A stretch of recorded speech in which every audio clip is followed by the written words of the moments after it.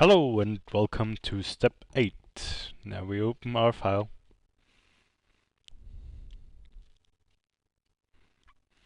In this step, we're going to create a site. We will show you an easy way how to do this. So first of all, we click on the Insert tab and import DWG file.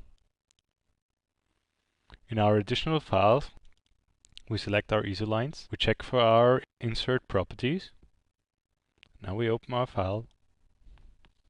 We want to create out of those lines our site. So we switch in our Meshing and Site tab, click Topo Surface. Now we use the Create from Import tool and select Import Instance. We select our site. Now we can select which layers our site should be created of. So we demark 0, click OK. And here's our site. We can change the material properties to grass. Click Material by category. And we select here site grass. Now we get a green site. We want to delete our easel lines, so we finish that mode and we select our lines with the tab button and we delete them. Now we can reshape our landscape. We select it, press Edit Surface, and you see our surface has been generated with many points. Every single point has its height. So if we select several points and give them a height of approximately 4 meters, our site changes, and we can also place single points. We assign a height of 8 meters, and we can place them on the site. Now we want to flatten half of our site, so we switch into the top view. Select more or less half of our point and assign a height of 0. If we move in our orbit, half our site has been flattened.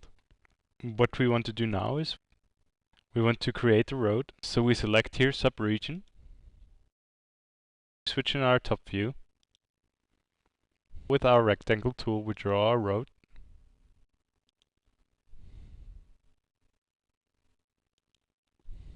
Finish that sketch mode, and we can also change the material properties of our road to Tamacadam. We are already halfway through. Now we want to draw a river. So we select Split Surface, and we select our site. Now we can draw a line which splits the site into 2 pieces. We use this spline tool.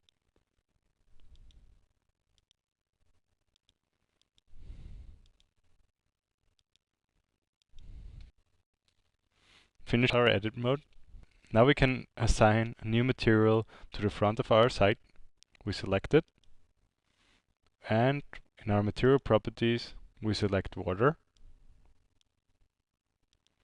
We can also change the render appearance, and we replace our material here to clear lake.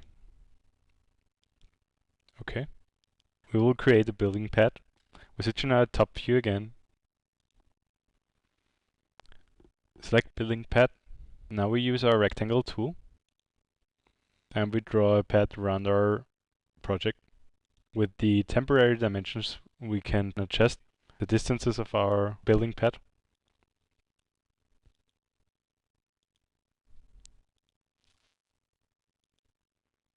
When we're done with that, we can finish the editor mode, and we see here our new building pad. We select site component and place some trees on our site. Revit automatically places our trees on the height of our site. We can select tree and also change its element properties, or pick another tree.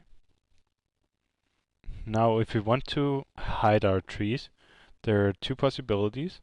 We can hide a single tree and hide in view element, or you can use category and then all our trees will be hidden. So we use category and you see all of our trees have been hidden.